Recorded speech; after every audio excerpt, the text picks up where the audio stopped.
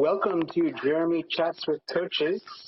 My name is Jeremy West. I'm your host, and today I have Nathan Francis with me. Hello, Jeremy. Thank you for having me. Thank you for coming on, Nathan. Just as a start, can I just get you to describe for me and my listeners who is Nathan Francis and what drew you into the world of coaching? Okay, well, Nathan Francis is a coach. He's a writer. He's a blogger.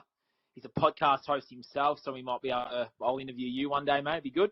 I sort of was heading down an interesting, we'll say, dark path prior to 2020, and that lifestyle of drinking and partying and doing those things young boys do was taking its toll on me. And it was that 2020 year where I really went in deep with some world truths and my own truths and was able to quit some things that were holding me back from ever stepping into my true potential. And then I came across some awesome mentors, some awesome people in my life to help me through my stuff, to then give me the tools to help me through it. Then I thought, well, if I can do it on myself and I can transform myself to even be on a podcast like this today, then I can do that for other people all over the world. So that's sort of what started me off on the journey, was having those people around me that I reached out, asked for help, and got people on my side to sort of coach me along. Well, then I can then circle back and be that person for many others. And it sort of started me off on this path now as a coach and a writer and different things. And it's been an awesome journey thus far. And yeah, I'm only 4 years in. I'm keen for the rest of it. So that's sort of me in a 2-minute spiel for you. Thank you. That's fantastic, Nathan. So then, first up, I'll just ask, did you have a rock bottom or did you just sort of decide you were done? Good question. Yeah, I had a rock bottom 2.5 years ago. So the start of 2021. So I'm Australian. You might have some listeners from Australia. I'm not too sure, but there is a sporting code down here called the AFL, which is a football code, which is a sport, and they had their grand final on this particular night in 2021. And I remember I'd already started this journey of bettering myself, and alcohol was still kind of the one thing I was doing. And I remember looking at myself in the mirror, and I said to myself that night that I'll never do this again. This is my last night, and that is it. Like, no more drinking, no more being immature, no more chasing women, and no more living that lifestyle. So fast forward 12 hours at 5 a.m. on that Sunday morning, I remember sitting on a plastic fold-out table talking to 3 young girls, and I was 26, so they would have been no older than 20, and I'm sitting on a plastic fold-out table talking to them, and I remember falling through that table and hitting the concrete. So I feel like that moment was my rock bottom moment to bounce me out of what I was in to then take that next step, because I'll never forget that next day. I was pretty tired, pretty hungover, pretty flat from some other substances I did that night too. And I remember listening to a podcast one of my first mentors did through a mutual friend. And I listened to that podcast on self-sabotage, and I ticked every box, from negative thoughts to having women come into my life and self-destructing, to alcohol, obviously, to poisoning myself through all those substances I was talking about. And through good things that happening in my life, I would sabotage some of those things subconsciously.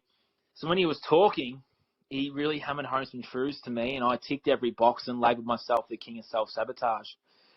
So that set me off on the journey to then, he opened up his coaching program, his coaching school called, it is a Self-Sabotage Psychological Reprogramming Institute. Through Jason Christoph is the mentor. He's a Canadian and did the program like I had to do it, and he opened it up, and I just had that feeling. I was like, I have to do this. I've got to sort myself out, and then we'll sort the rest out. And sorting the rest out was fantastic, because not only did it help me go into my own patterning and my own programs, it then enabled me to then learn about this information of the mind to then go and help others the same way I help myself. And it's been an incredible transformation. I'm very grateful that I looked at myself in the mirror that night and set that intention to never drink again, because my life has only gotten better since that moment. Even though I hit the table and hit the concrete, but from that moment onwards, my life has just gotten better and better. It's interesting, because I wonder if you would have kept that commitment had you not fallen through the table and hit the concrete.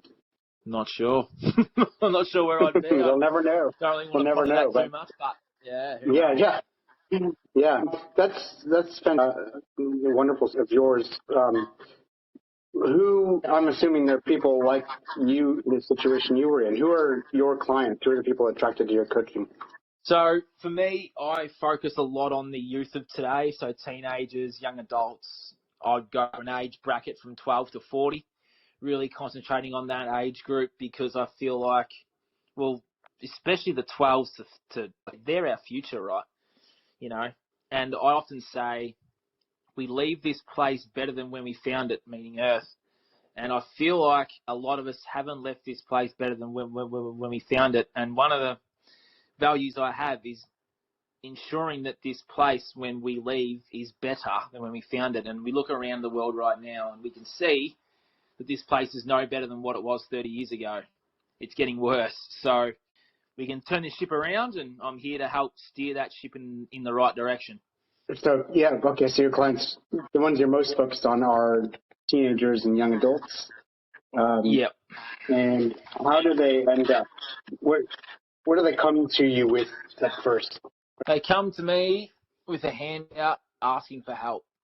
You know, sometimes it's just that I just need to talk, and I'll provide them a space to be heard and to just see if we're the right fit and if my story sort of resonates with them, which it usually does. And if we're the right fit, then the coaching will begin. And yeah, it's one-on-one. I've got group programs out as well. And yeah, if someone ever just needs someone to just be there, I'm more than happy to be that person to just sit and listen, because in my life, if I'd have had someone to sit and listen to me 13, 14 years ago, who knows, I'd be in a bit of a different spot now. But yeah, I just like being that person for the young people that will just listen, because when I was young, I didn't have a lot of people in my life that would listen. Yeah, so you're Yeah. providing for these young people what you didn't have yourself. Yeah. What would you say is the core philosophy behind your coaching? Core philosophy would be to provide a space for my clients to shift their perception of themselves, especially themselves and their environment, to implement change, which can then have a ripple effect in their lives in a positive way, where they can experience the most amazing transformation, because it happened to me. Spiritually, Fantastic. emotionally, physically, mentally, and financially. So can you encapsulate that maybe into one sentence, your core philosophy? Core philosophy Challenge. is to help change your perception of yourself and the world to create the life of your dreams. Fantastic.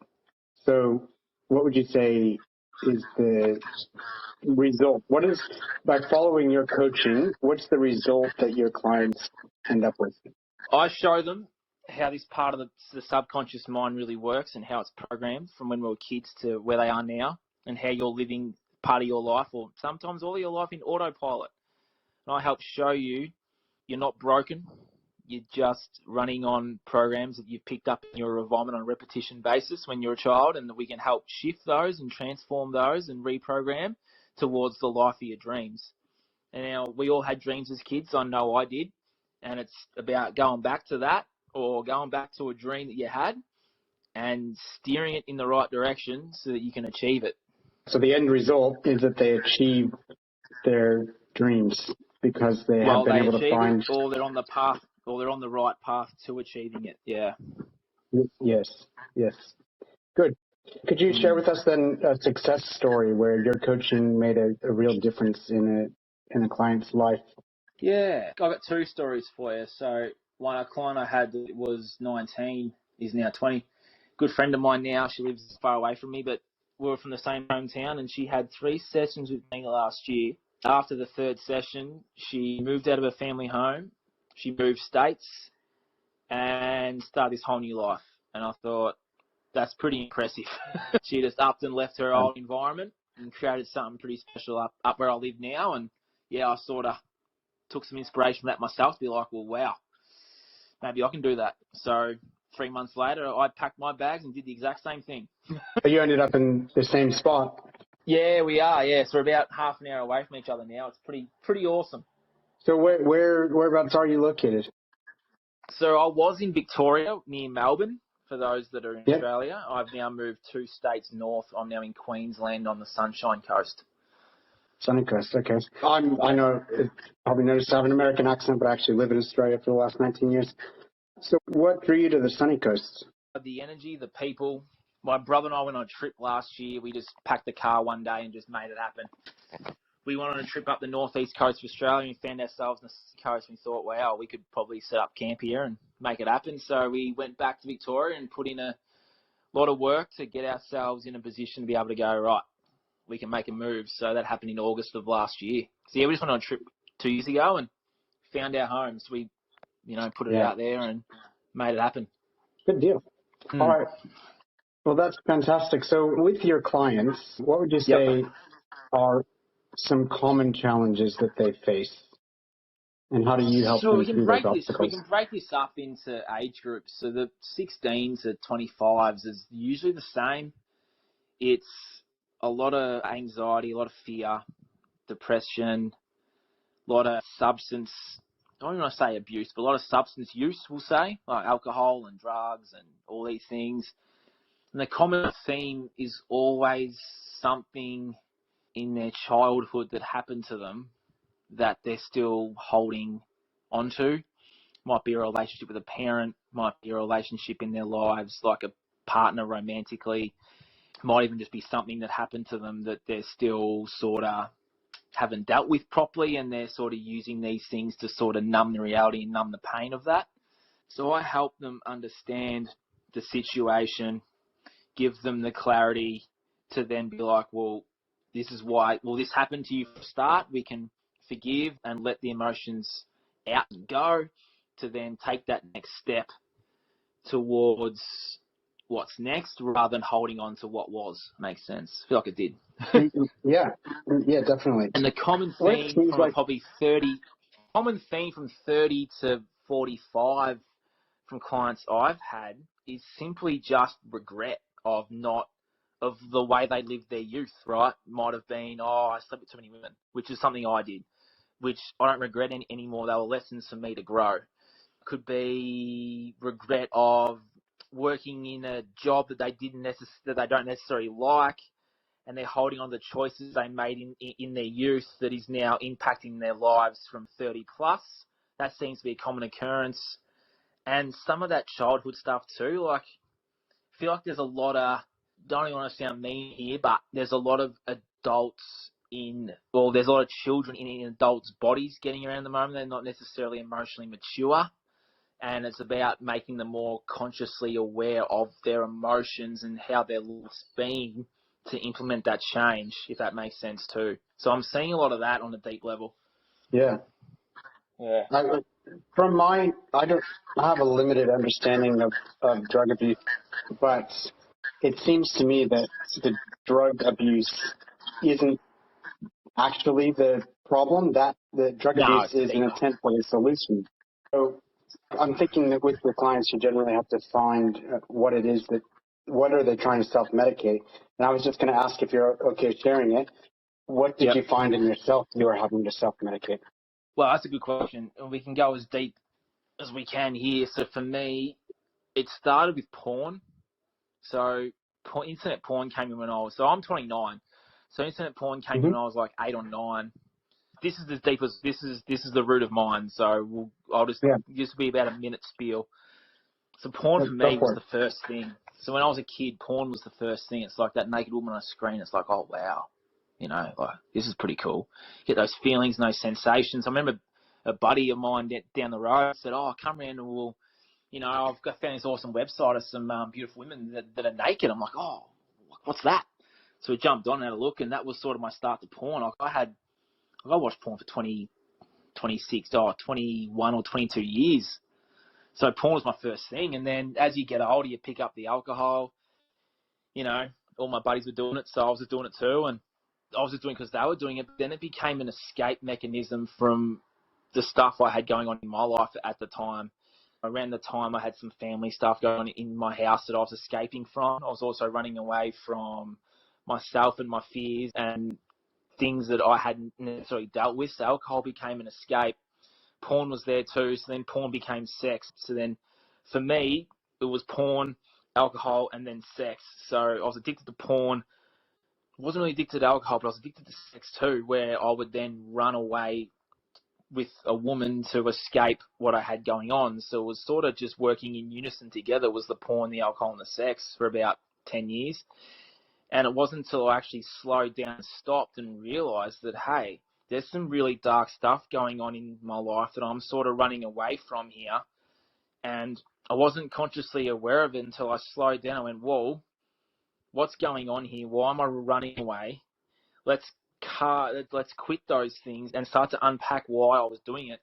So as I was unpacking it all and quit alcohol and quit porn and I'm on a celibacy journey now. So I haven't had physical contact with a woman for 2 years, and I needed to go on that journey to understand how to actually treat a woman, because the way I was doing it was just not aligned with me anymore. So there was that. And then I used exercise as a form of really self-sabotage too, because the way this part of the mind, the subconscious, works is you seek familiar and safety.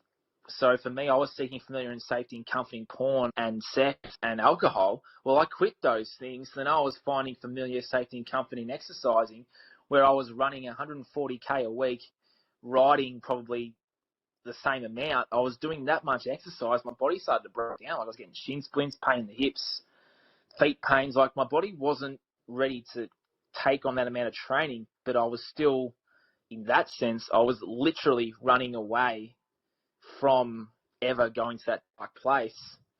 And it wasn't until I actually sat with myself, got some guidance, that I could actually go to that dark place and go, right, that's my shadow. I acknowledge you. I appreciate you. I love you. You've shaped who I am today. Now let's write this comeback story. And you're always there with me, but I'm not going to hold on to you and run away from you. I'm going to let you in and show me what it is you've been trying to tell me.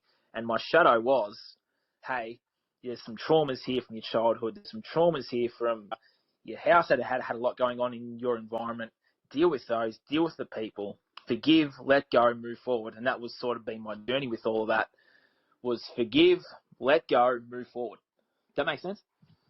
Yeah, that might actually answer. I'm wondering if that's going to answer another question that I like to ask, which is, what is one piece of wisdom that you consistently find yourself giving to pretty much anyone who will listen?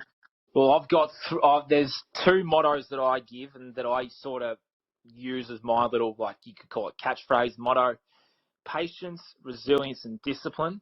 They are the three core values that I've still learning. You know, if you don't get perfect at these things, you're always working towards that. So patience, resilience, and discipline are the three core ones. And then forgive, let go, and move forward. I thought forgive, That could move, be, let go, and move forward would be, yeah. yeah. With the first one, what is the, I think I understand, let's see, what were the three again for the first one? Patience, resilience, and discipline. So I understand the patience and the resilience. Where does the discipline come in? Well, for me, discipline would be, right, because porn was such a big thing for me to run away to.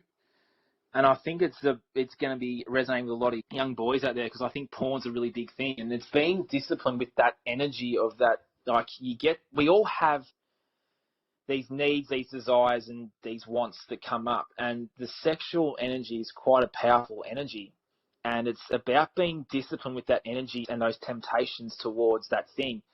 I tend to use that sexual energy to build my life, to build myself, to make content, to talk on a podcast like this, to go to the gym. I'm not just going to sit there and allow the temptation to just override me to a point where I'm putting porn on, and I'm going to use that to then rid myself of my life force energy. I'm going to hold on to that life force energy and be disciplined to go, no, I'm going to use that energy not to watch a woman and two people on a screen. I'm going to go, no, I'm going to go to the gym. I'm going to write a blog. I'm going to talk on a podcast to Jeremy. I'm going to do these things with that energy that's building my life. It's not necessarily depleting myself of it, but I'm using that energy to transform my life and myself, rather than sitting at a screen and depleting myself of all that vital life force energy, which is what a lot of young people are doing at the moment.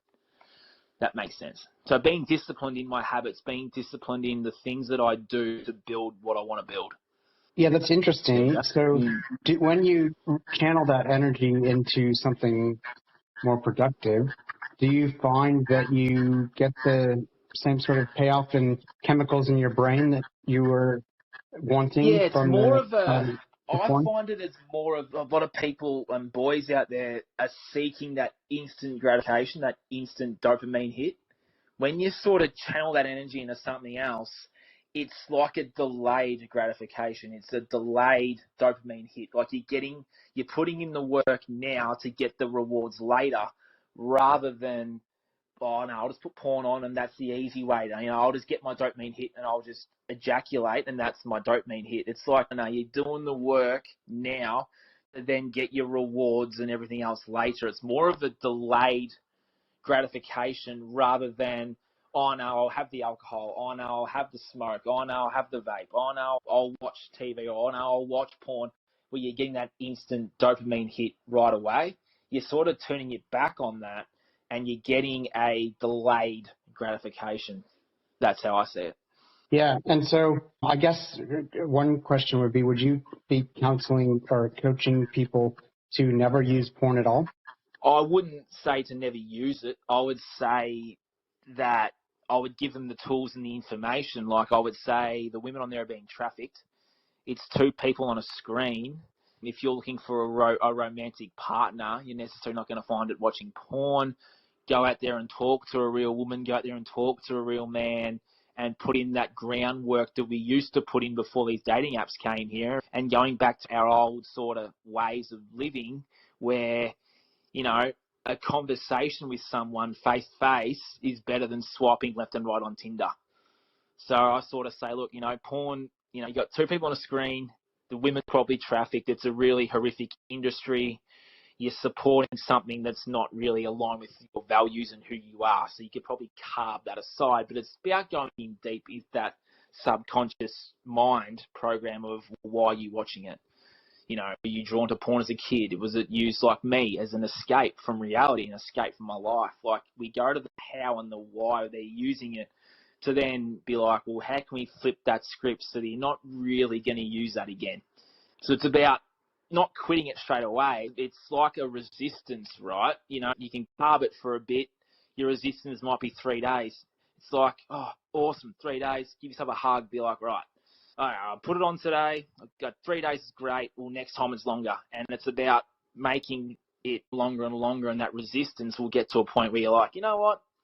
I don't need that anymore. It's been 3 months and, hey, don't feel like I need it now. I can build this now and go over here and do this. It's a journey rather than just a quit straight away. It's about progression, not perfection.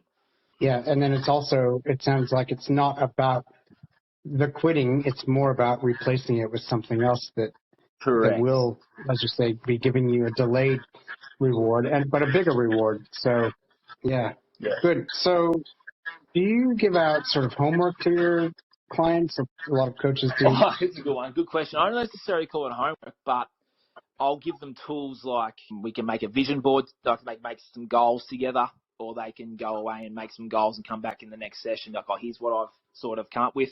I sort of give them, it's not really homework, it's like evolution, transformation work. So it'd be like, well, you might be holding on to something to do with your mother or your father. So it's like, well, I'll give you a meditation or an Hawaiian prayer, which is, I love you, thank you. Oh no, it's, I love you, I'm sorry, please forgive me, thank you, which is the Hawaiian prayer. I'll give them something like that, and they can call that person in and forgive that person, let it go. Or it might be something as simple as, hey, you know what, you're holding a lot of stuff onto your mum there. It's holding you back from X, Y, Z. Maybe write her a letter. Don't give it to her, but you can burn it. Write her a letter and put all your feelings and all your emotions out, and then burn the letter at the end and be like, well, that's sort of like an evolution, transformation type work. So it's different for each person. It could simply be a meditation or a hypnosis recording that they can listen to for a couple of nights or for a week or two, and then we come back and see each other and go, well, how do you feel now after having 2 weeks of an awesome lady in your ear telling you how much she loves you and how much you love yourself, and how transformative has that been for you? So it's different for each person, but yeah, something as simple as writing a letter to a loved one that you're sort of holding on all this stuff with is something that I'll be like, hey, maybe you should, before our next session, write that letter and see what comes up, and then burn it. That reminds me of a meme that I saw or heard recently, which was my coach told me to write letters to everyone that I'm angry with and then burn them. But then what do I do with the letters? Okay. Took me a while to get that. I was like, hang on. Anyway, just wanted to finish off with two final questions, and they're basically to make sure that we're not missing anything. So if your answer is no to both questions, that's fine. But if you've got something, that's great as well. So firstly, is there anything that we started talking about, Nathan, that you didn't get to say as much as you wanted to because we went off in a different direction? Well, we did go off in a couple of different directions, didn't we? Yeah, there is. If you're stuck, if you're struggling, if you're listening to this and I happen to resonate, that's awesome. You can find me on teenageselfsabotage.com. My Facebook's Nathan Francis, Instagram's Nathan Francis, and you can find me, and all my contact information's there. My podcast is called Breaking Free. You can find it on all your mainstream platforms. But if you are stuck and you are struggling and you are going through this journey now where I was, or you could be in a different place, different dark place, just know that A, you're not alone, and B, we're not born this way. We're not born to be, we're not broken. We're not born this way. There's just programs, belief systems. There's so much stuff there that's sort of holding you back, that's keeping you where you are, that we can easily transform. We can easily move forward. We can easily let this stuff go, and we can move forward into the version that you see yourself being rather than this current one. And it's just remembering that A, you're not alone, and B, you're not broken, you're working as designed, and you were definitely not born this way. Fantastic. And if you can't see anything but the self that you see now, then I'm sure Nathan can even help you to see that better self that you can become. Yeah, that's the next part of this too. When you come and we sit and we have a chat, and I'll give you my questionnaire to fill out, and we have a chat, it's like, I see your potential. I see you as being something awesome, and I see that in you. You may not see it yourself, but I see it, and it's sort of a mission for me to help guide you there. And you may not necessarily see the awesomeness that I see, but I'll help you see it yourself to then go, oh, okay, let's transform. Because I had some awesome mentors when I was in that position, stuck. They saw things in me that I didn't see myself. And to be that person now, forever grateful to be that person that can see everyone's potential. I love it, Nathan. We all last have question. Potential. Is there anything about you, your philosophy, your life, anything that would be a glaring omission in a case study of Nathan Francis and the work and life of Nathan Francis? I had this conversation with a 16-year-old about 3 hours ago. So it's interesting that comes up now. And I said to him, bro, when I was in your position 10 years ago, I never had someone that saw me, that saw my awesomeness, and that was able to provide a space to just listen. And I said to him, if I had that person in my life 10 years ago, even 10, 12 years ago, I could be further along. And I said, I don't hold on to that regret, but you're in a position right now at 16 to have someone here that can see all of your awesomeness, that can see the greatness in you, to help guide you there. I said, mate, let's go. Good deal, Nathan. That's what you said? Is that what you said? Oh, yeah, I did say that, yeah. And it's just a matter of, to be that person for anyone, it's a very wonderful thing. It sure is. So Nathan has shared where you can find him, and you can always find me and all of my links at jeremywest.net. And I just want to thank Nathan Francis one more time for coming on, and we'll talk to you again soon, Nathan. Sounds good. Thanks for having me, Jeremy. Thank you. Bye.